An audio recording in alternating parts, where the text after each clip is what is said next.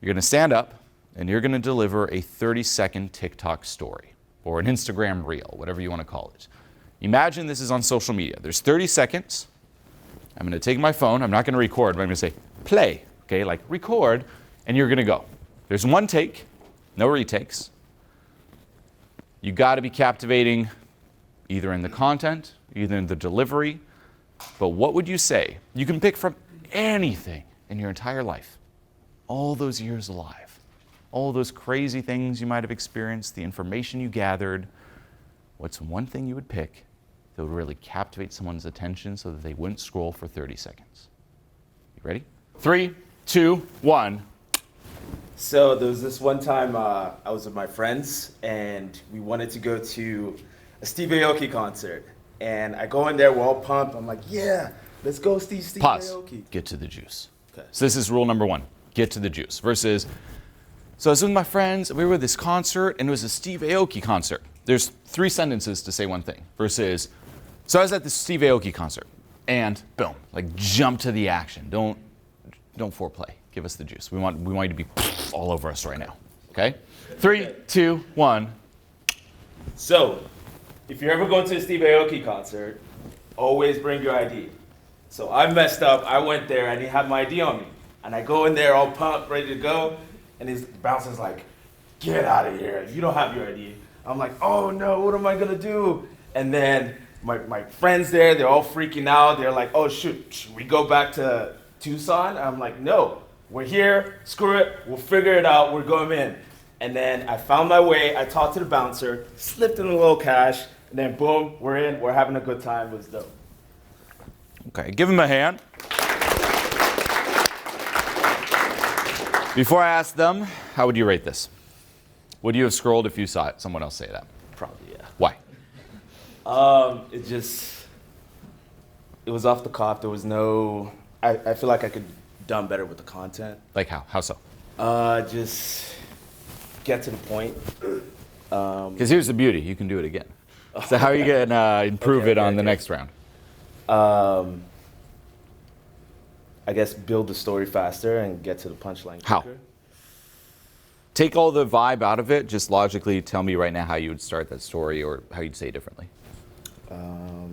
3, 2, 1, go. So, okay. So you already fucked it. So, get to the juice. Don't go to a Steve Aoki concert without an ID. Always have your ID with you, or have $20 cash to bribe the bouncer. Okay. I like it a little better, but I would reflect on why are the stakes high? Like, why shouldn't you go without an ID? What could happen? And then kind of hit on that. Like, let me tell you about the time I almost Steve Aoki concert. Tell me about the time I almost went to jail. Let me tell you about the time I almost went to jail. What? Jail? Oh, there was a Steve Aoki concert. Okay. So there's, again, that's one example. There could be a million. There could even be a better one than that. That's just off the top of my head. But this is how you must think, okay, content-wise, how could I improve it? I do this personally, by the way, with every speech to this day. It all gets recorded. There's people with different methods who like to offload the editing, so on and so forth. I like doing the majority of the main editing myself because it allows me to review everything I said. Like this event here, I'm going to review it on the cutting board, how I said what I said. I'm going to do exactly what I'm making you do here. I'm going to look at it through content lens. I'm going to look at it through a vibe lens. I will analyze it all and perfect it. And I've done that for over a decade now, since 2012 years now.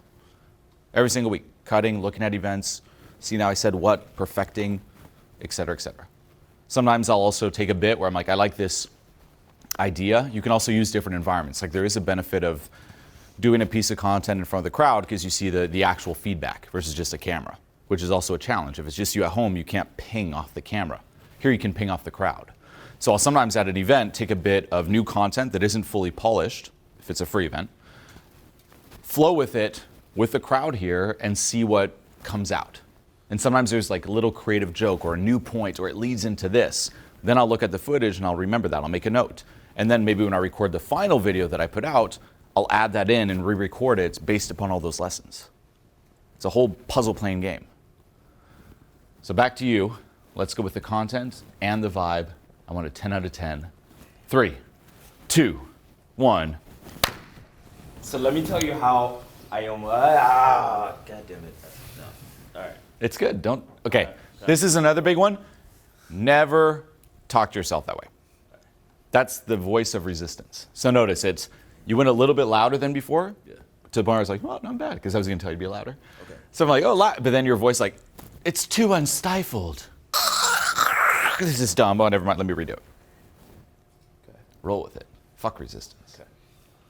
Ready? 3, 2, 1, go. Let me tell you how I almost missed out on a chance to get kicked on by Steve Aoki. Okay. Resistance. I don't want to Roll with I'm it. trying to okay. Now here's the other skill. You can roll with the Like say you start a point, it's like, so let me tell you about the time stupid, and just play with it. You can like stupid. That makes it interesting. People are, look at him tap his head. Roll with it. Roll with the improv. Roll with it all. Like the amount of times too, like I said, I'll start a sentence in a certain way. I'm like, I want to say it that way. Or I'll say a joke. I'm like, I shouldn't have said that joke. Or I said it and or I say a point and there's not the reaction. I always roll with. And the big one is laugh at yourself. Well, making it here's another key one. The less of you, meaning thinking you, there is in your delivery, the better. On a vibe level. Content level is different. But vibe, if you have a choice to either say improve the content a little bit, or by saying fuck perfection, it improves the vibe will always win. Okay, you can actually read, it's a book by Osho, who again, is a person crazy, but amazing books and content. He has a book called Creativity that talks about this. He's like, the more you try to put yourself into the art, the less it connects with people. And true art or genius is when you just it just comes through you. You're simply like the vessel.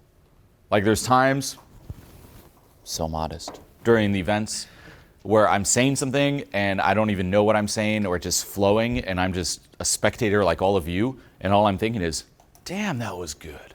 Mic drop, holy shit, where did that come from? This guy's so smart. Like I'm literally like, where did this come from? Wasn't me. If I try to make it perfect, it would be like that very first seminar where I'm overthinking everything and it would screw it up. That doesn't mean don't think though.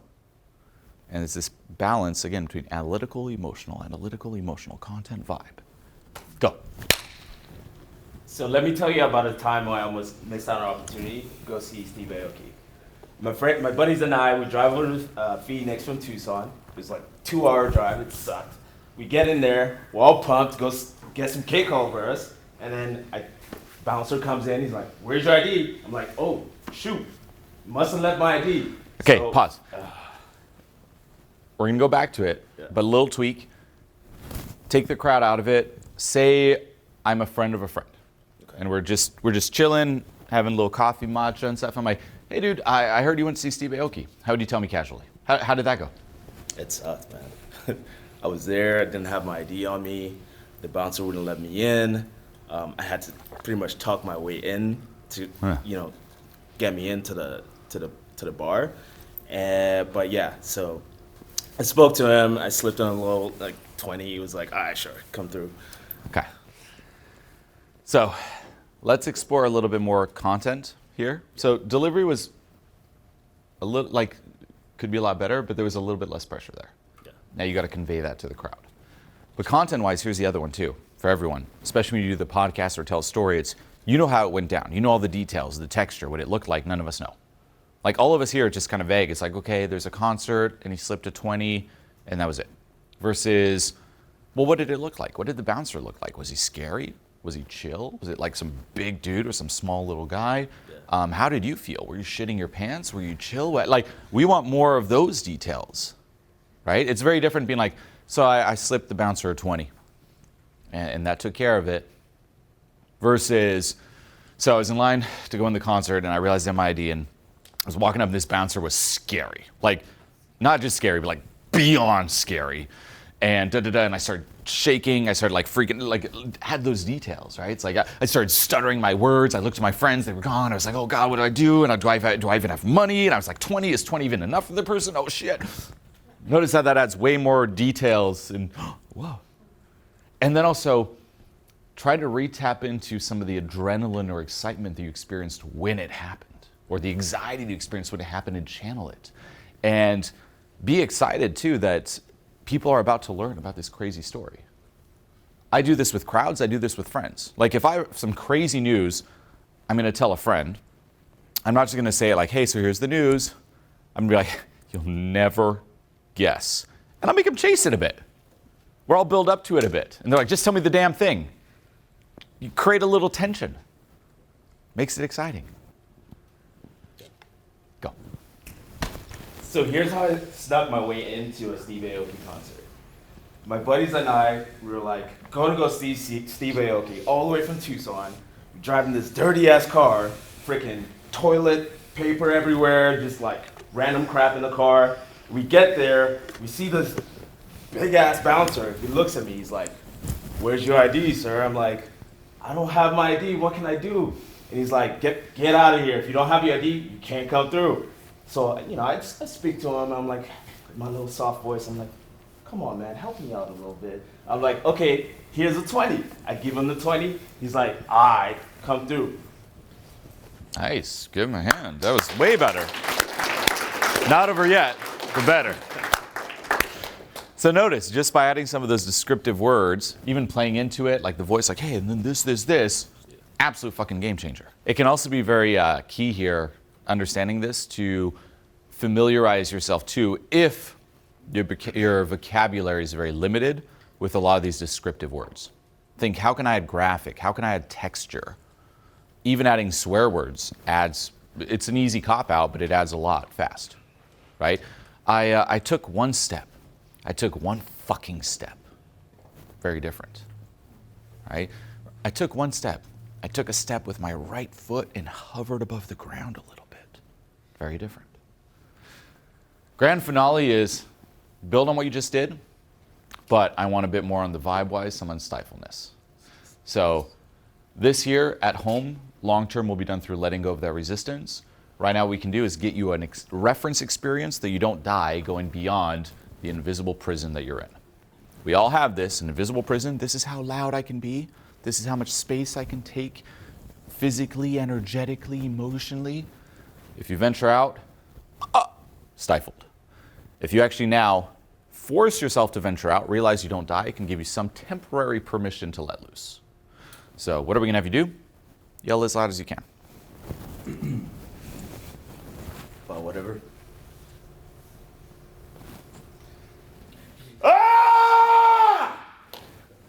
Louder. Come on, that was not it. Come on, I want beyond yourself. I want the loudest scream you've ever done in your entire life. Nope.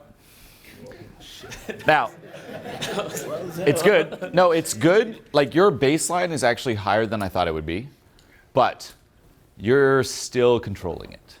I want the scream to go beyond your control. Like it's like full on, like, come on, beyond yourself. It's like flow. Nope. Louder. Come on. Put your body into it. Let's go. Louder. Nope. 20 times louder. Come on. No, a little bit more. What's this shit? Come on. Almost there. You sense the stifledness, right? It's loud, but it's still stifled. What is this? Come on. Do a walk up and down, come back and give us a big ass scream. Come on. All right. Come on. It's a good baseline to have, but I want more. Beyond yourself. Let's go. Constipated, trying to shit it out. I want some loose. Loose it up. Loosen up. Loose your. It's like you got it with your entire body, not just with your little voice here. Yeah. Okay. Whole body. Let loose. Nope. Come on. How sad is this? No. Whole body. Whole body. Come on. Louder. Go. Go. Go. More. If it's no voice tomorrow, it's no voice tomorrow. Okay, what's going on in your mind? What are you scared of here? Sweating just from that little scream? Oh, yeah, that's some more incentive. If you keep doing it up here, you're going to fuck your throat up. Yeah. And you have the choice. You're either going to keep screaming until your throat's fucked, or until we get some true unstifled screaming. Unstifled literally means like whole body. Like every time you just kind of tense, or you'll do this, the classic motions, like it has to be fully loose. It has to go like you don't even think, and it's just flowing out. Better. That was actually a lot better. Could be better. But that was your best one yet. Okay.